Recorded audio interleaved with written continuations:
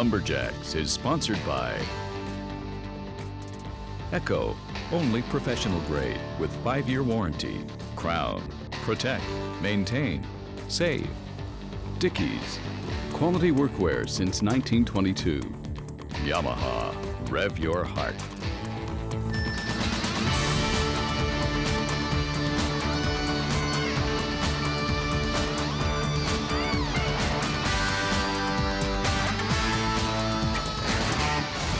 We're here in the small agricultural community of Carman, Manitoba, about an hour southwest of the city of Winnipeg, for the very first ever Manitoba Lumberjack Championships put on by the local agricultural society. Hi, I'm Bill Deba with my co-host, Lumberjack board analyst Rod Cumberland. Rod, we have a small field of competitors, but a very talented field of competitors. And this week, we've got the Springboard Chop and the obstacle pole. That's right, and they're coming from both sides of the border here in Carman, Manitoba. Springboard Chop, that's going to be a great race, I think. We have Jason Lentz here, we have Marcel Dupuis, guys that can really get up that pole, Adam LaSalle. So I'd pick Marcel Dupuis, that's probably his to lose. And the obstacle pole buck, typically done a lot in the Maritimes, a little bit out west as well. The Americans aren't as familiar with the obstacle pole. We got some really good Canadians here. We've got some young talent here coming up through the college ranks, although they don't really run the obstacle pole buck a whole lot. However, we do have Berlin Nickerson from Nova Scotia. He is a log burler. He spends his days on a log with cleats on his feet. He'll be the guy to knock off in the obstacle pole. Well, Carman's about 3,000 people, and I think they're all attending the Lumberjack competition here today. It's a small town in the Pembina Valley region of southern Manitoba. As I mentioned, like 40 minutes south of Winnipeg, which is the capital of Manitoba. It's only 60 kilometers north of North Dakota. This 3-day event is held on the second weekend in July. Events at the fair include the 4-H and livestock shows, the craft, flour, and baking competition, trade show venues, and of course the spectacular Demolition Derby and Midway, along with an incredible array of entertainment throughout the course of the weekend. And this year we got the Lumberjack competition added in there. It's the first annual Manitoba Lumberjack Championships. Got a great field of competitors, 9 men and 6 women. So Dave, it's a real small field of competitors. We'll be showing you the top 3 heats in the Springboard Chop. This first heat, we got Ben Hansen taking on Adam LaSalle. And you're gonna see a stage here where it's all brought out from Ontario. Cecil packed up all this stuff, brought it out here, set it all up.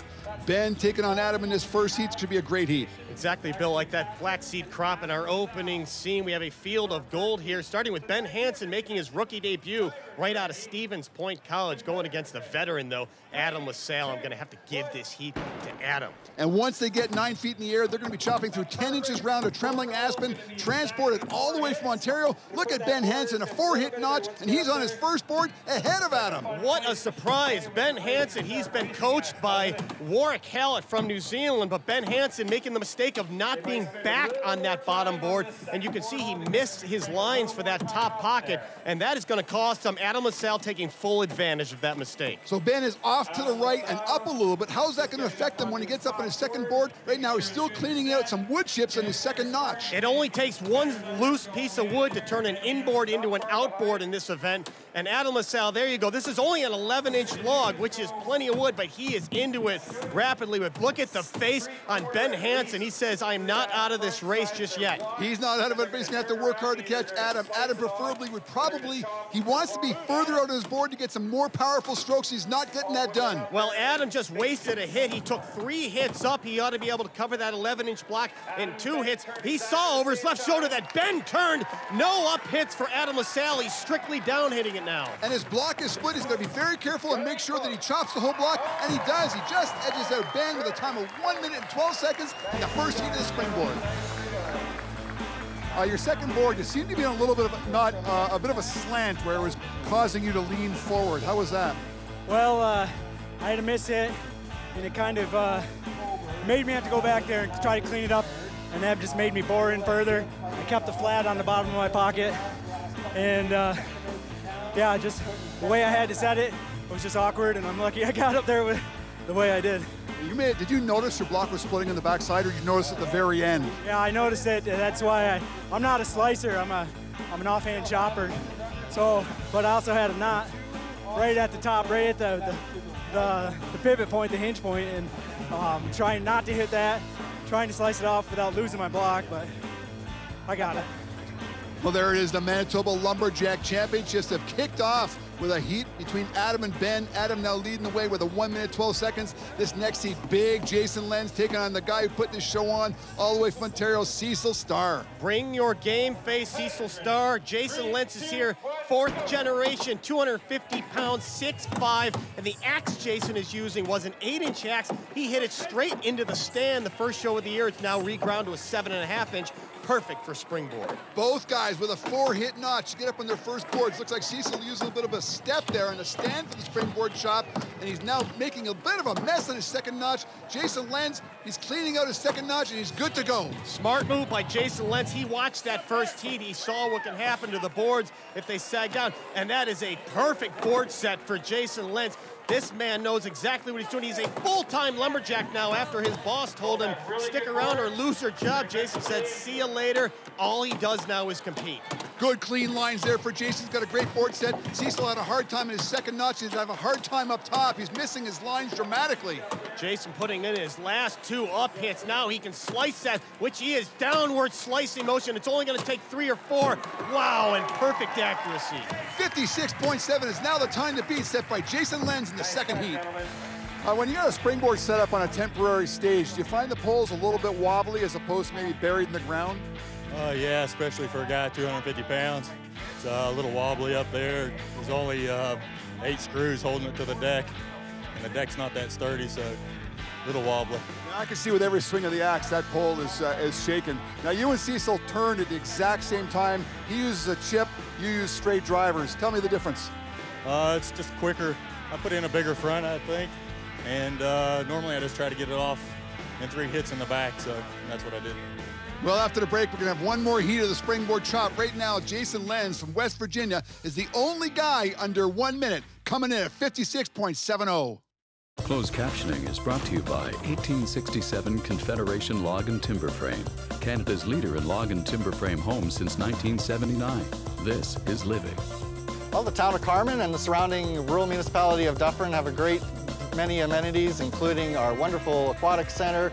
Our pool is an outdoor heated pool, great summer fun, including water slide, and the fairgrounds are right next door, which is a great place to host events throughout the summer. We've got great historic buildings and a lovely park named Royal Park with a great bandstand. The Carman Country Fair is a great event that takes place each summer for our community. It's the largest festival that we host each year. And with our location being in Manitoba, in the center of the country, we are only 45 minutes southwest of Winnipeg. There's a large number of communities around us within the hour that is the large part of the population of Manitoba. And so we can draw a large number of people. We host a great event that is wonderful for the whole family, that showcases our community, brings in a lot of people, a lot of good economic impact for our community, and we like to showcase ourselves in all of our great amenities. Well, right now, the big man from West Virginia, Jason Lenz, has the time to beat a 56.70 in the springboard chop. This will be the last heat of springboard chop. Couple of guys from the Maritimes, Marcel Dupuis taking on Berlin Nickerson. If anyone can be south of 56.7, it's Marcel Dupuis. He brings springboard IQ, physicality, and New Brunswick toughness. This guy just took down the best in Europe. And Berlin Nickerson made his name in lumberjack sports in pole climbing, log burling, and obstacle pole buck. Now he's into the chopping game in the latter part of his years. And look at the mess he's making in that first notch. He's going with it. Oh, brain cramp by Berlin Nickerson. And now you can see the impetus on that lower board. He's going to have no accuracy, no power getting that top board set in. This is where Marcel Dupuis has to run away, get this time-sensitive top pocket in. Well, Marcel's got no problems. That second board looks great. Berlin took the risk. Is he going to make it on that first board? It's about to slip away, and he makes the clearance. He's on his second board. It held out just long enough. Well, we're not sure about that yet. Marcel Dupuis now bringing the speed you need. He's going to be going about 1 hit per second, if not faster. And at the 45-second mark, he may catch Jason Lenz. In that last clip, you see Berlin almost losing his balance. His second board's not much better than his first board. Marcel Dupuis taking some drivers in the end, and Marcel's going to try and take down Jason, and he does with a 56.48. Marcel Dupuis, he wins the springboard chop. Springboard larceny. I kind of going through your mind together as I'm watching you go. 6 on the front notch, in the first notch. Were you happy with that? I don't think the board was as strong. No, 4 would be the ideal, but I went for 6, but I missed my 5th and 6th hit, so I'm like, well, I got to put it in and hold me for the first board, but I took a chance. And you're probably not happy with a 9-hit top. Again, you missed your lines, and it was kind of a makeshift pocket there. Yeah, absolutely. I missed the lines. I said I'll just go deep and bring it to a V, and I knew it was going to hold me good. I had a good board, but definitely too many hits for the pockets. Yeah, you can see your excitement because you took 9 hits, you knew it was good then, and you went up and you felt really comfortable top. Yeah, absolutely. When I got to the top board, I was as comfortable as I can be. Well, Dave, you said it earlier. The New Brunswick toughness of Marcel Dupuis just edges out Jason Lenz from West Virginia by 22 100ths of a second. Well, we're back in Carman, Manitoba for the very first ever Manitoba Lumberjack Championships. Now, this small town of Carman has got a population of 3,000 people, Dave. I think they're all here in the bleachers today to watch the Lumberjack Championships. We got a field of competitors of 15, which is a relatively small field of competitors from north of the border and south of the border. Now, earlier we had the axe throw preliminaries. Right now, we're moving into the axe throw finals. This first thrower, Paul Woodland from Benton, New Brunswick. Now, I know, Dave, over the years, you've done a lot of axe throw finals. What does it take to get from the intensity of chopping and sawing to slow things right down to the axe throw? Just focus. Hold yourself accountable for your actions. It is a level playing field here. An axe throw target 20 feet away. The only rules are your handle of the axe must be more than 24 inches. The blade, no more than 6 inches. Now, you got a lot of people watching, including the 3,000 people in the bleachers and a lot of your fellow competitors that you're going against here. How much do nerves play into it, or you got to tune all that out as Paul takes a second throw for 4. He's got a 2-throw total of 8. Yeah, it depends on the day. Some days you can feel everything, the smell of the arena, the visual daggers coming off his left shoulder there from big Jason Lentz, who's fighting for overall Lumberjack of the day. And we'll see if Paul Woodland can land another. Oh, what happened there, Bill? Well, maybe he heard you talking about the visual daggers from Jason Lenz. A little bit too much pressure on the third throw there. Paul's first couple of throws seemed to go pretty well, and Paul's had a couple of 15s in his day. His first throw just missing the bullseye. He's scaring that bullseye to death by throwing all around it there. His second throw, also a 4 with a 2-throw total of 8. And his third throw, I don't know. What goes wrong here? What happens in that kind of situation, Dave? Typically, the handle dragging on your fingers. Sometimes you can put some chalk on, but that handle, just the release comes late, throws down low, and you know as soon as you release it that you're done for the day. Look at that, right down the 5 hole for you hockey fans, right off the bat from Marcel Dupuis. Marcel's going to try and take down the 8 for Paul Woodland, which should not be a problem at this point. His first throw, he's got a 5. He only needs a 3 or better with 2 more throws to come. Marcel's second throw, oh, he's scaring the heck out of that bullseye. And you only have to break the line, Bill. Even if he just cuts the line there, he's going to get a 5. He's got that 5. The head judge, Steve Myhills there, gave him the 5. 2-throw total of 10. He's already taken down Paul Woodland, his fellow guy from New Brunswick, with another throw to come here.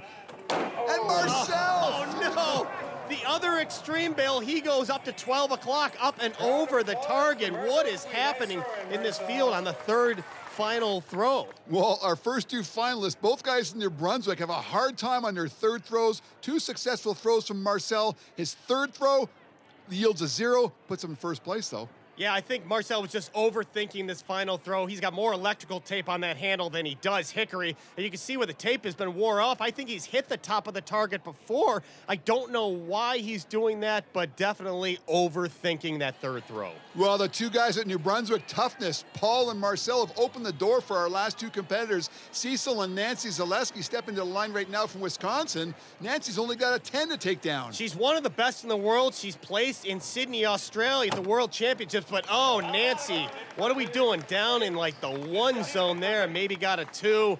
Unlike Nancy, but tell you what, a couple bullseyes, she can get back in the game. Well, as I mentioned, she's got a 10 to beat from Marcel Dupuis with his 2 5s and a 0. Nancy's second throw comes up, and she steps up, and she nails the 5 for a 2-throw total of 7. She put herself right back in the game here in the axe throw finals. Exactly, and a lot of times you let that axe go, you know it's going to hit the bullseye. On the other extreme, sometimes you feel it drag on your fingers, you go, oh no, it's going to hit low.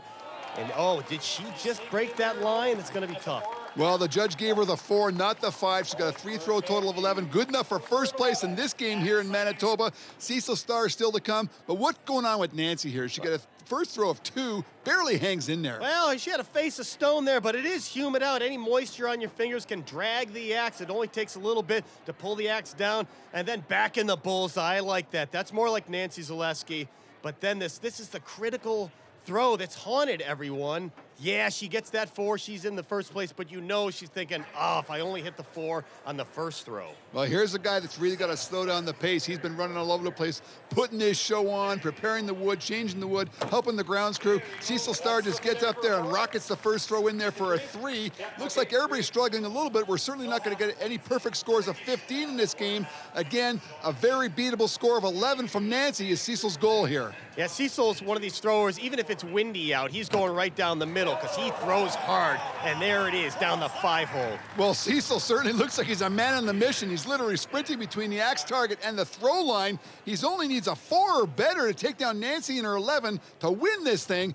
He fires up and throws another bullseye with a big fist pump. Cecil Starr wins the axe throw here in Manitoba with a score of 13. I mean, you're busting your butt doing all kinds of things over here, running the show and chopping, sawing, all that sort of thing.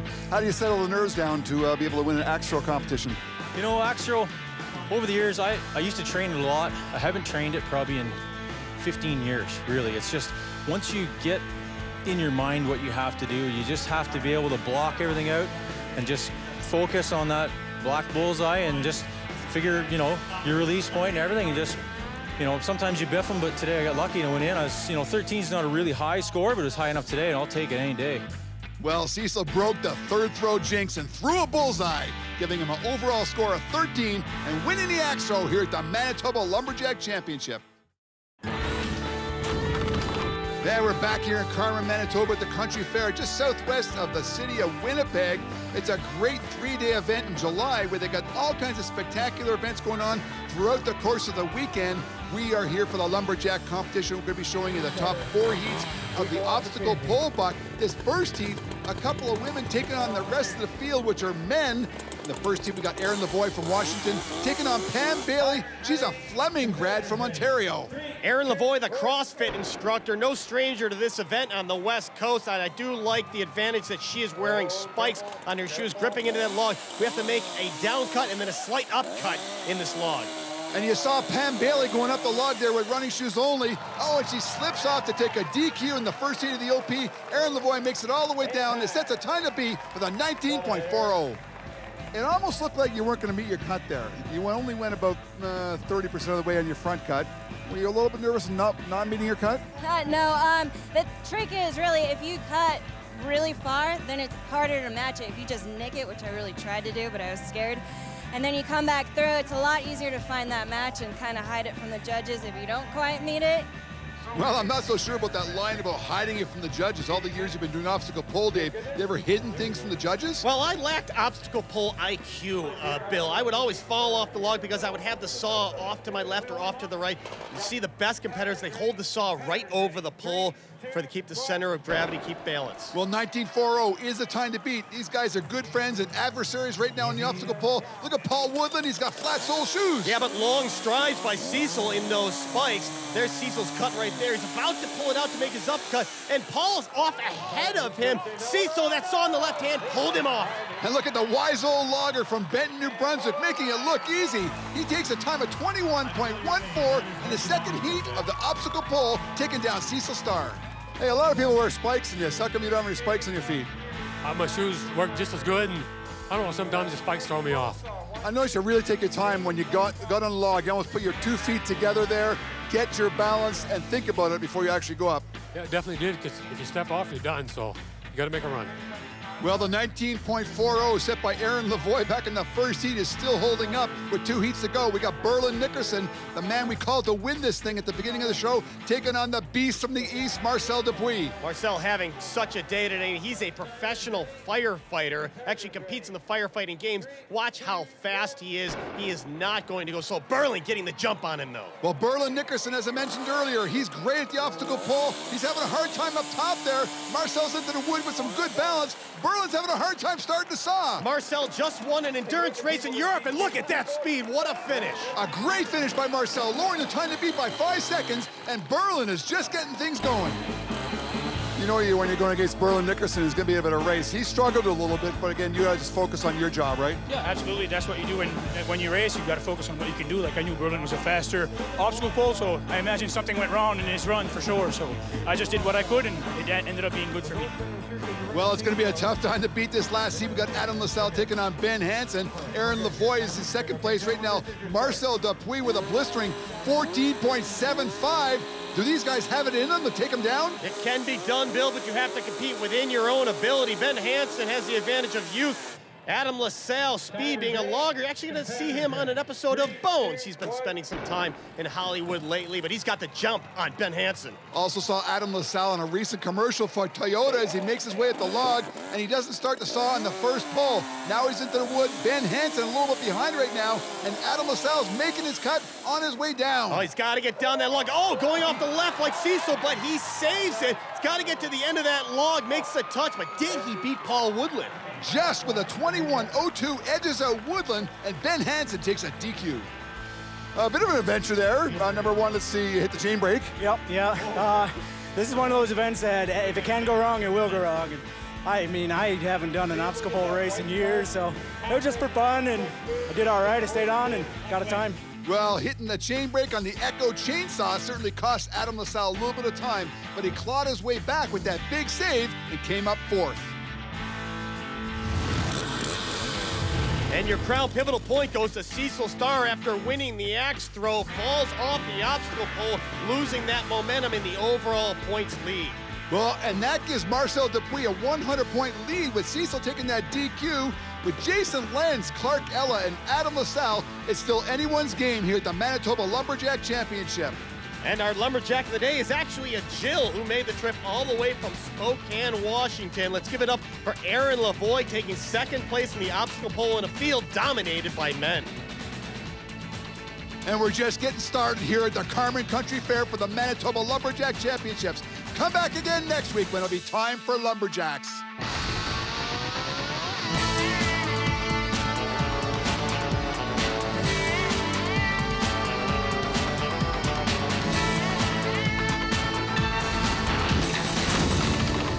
Lumberjacks is sponsored by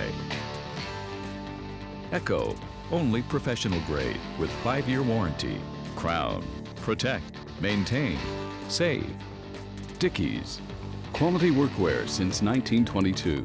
Yamaha, rev your heart.